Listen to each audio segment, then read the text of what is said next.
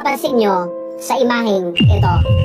Ano ang ibig sabihin nito? Tara, pag-usapan natin. May isang kwento si Jesus na hanggang ngayon parang ikaw ang bida. Hindi ito kwento ng perpekto na tao. Ito ay kwento ng isang nawawala. Sabi ni Jesus, may isang pastol na may 100 tupa. Kung mawala ang isa, iiwan niya ang 99 para hanapin ang nawawala. Ngayon isipin mo to, taong 2016, 10 taon na ang nakalipas. Balikan mo sandali ang sarili mo noon. Anong estado ng buhay meron ka? Marahil mas maapoy ka sa Diyos.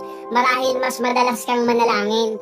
At marahil mas malinaw ang direksyon mo sa Kanya. O baka naman doon nagsimula ang paglayo mo sa Kanya. 2016, may mga pangarap ka, may mga panalangin ka, at may mga luha kang inialay sa Diyos. Pero habang lumilipas sa mga taon, may mga bagay na hindi nangyayari. May mga panalangin na tila tahimik ang langit. Unti-unti kang napapagod, unti-unti kang na-distract, unti-unti kang napalayo. Hindi biglaan, pero dahan-dahan. Hanggang isang araw, hindi mo napansin, ikaw na pala ang nawawalang tupa. Hindi ka naman umalis agad sa Diyos.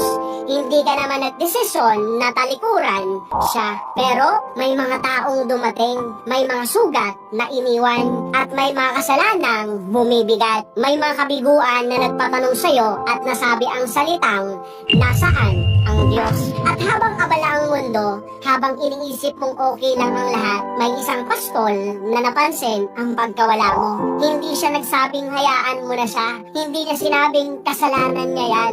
Sabi ng Biblia, iniwan niya ang 99. Yung 99 na ligtas, nasa loob ng kulungan at maayos ang kalagayan at iniwan para hanapin ka. Habang ikaw ay nalulunod sa kasalanan, siya ay naghahanap. Habang ikaw ay nawawala sa bisyo, siya ay naghahanap. At habang ikaw ay sugatan ng trauma, siya ay naghahanap. Habang iniisip kong tapos ka na, siya ay naghahanap. Marahil, noong 2018 may aksidente na muntik nang ikamatay mo. Hindi mo alam, siya pala ang umagapay sa'yo. Marahil, noong 2020 may pandemya, may takot at may lungkot. Akala mo, nag-iisa ka, pero ang pastol ay mas lalong lumalapit sa'yo. Marahil, noong 2022 may tanong na iniwan ka, may relasyon na nasira, at may pangarap naguho. At doon, sa gitna ng dilim, may munting bulong, anak,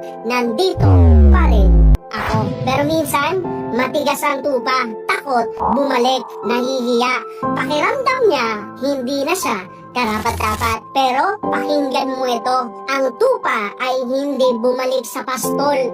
Ang pastol ay lumapit sa tupa. At nang makita niya ito, hindi siya nagalit, hindi siya nanumbat, hindi niya sinabing, bakit ka umalis? Sabi ng Biblia, binuhat niya ang tupa sa kanyang balikat. At hanggang ngayon, iniwan pa rin niya ang 99 para hanapin ka. Ibig sabihin, kahit pagod ka na, kahit wala ka ng lakas bumalik, siya ang magbubuhat sa'yo pauwi.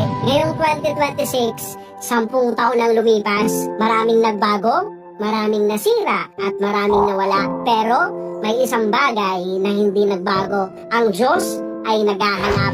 Baka ang trend na 10 years ago ay hindi lang para sa alaala. Baka paalala ito. Paalala na may Diyos na hindi sumusuko sa'yo kahit sumuko ka na sa sarili mo.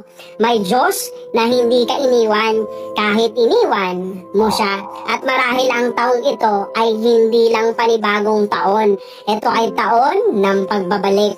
Hindi pagbabalik sa relihiyon, hindi pagbabalik sa title, kundi pagbabalik sa relasyon. Kung ikaw ay nawala, kung ikaw ay napalayo, at kung ikaw ay sugatan, naririnig mo ba ang tinig ng pastol? Hindi siya galit, hindi siya disappointed, siya ay naghahanap.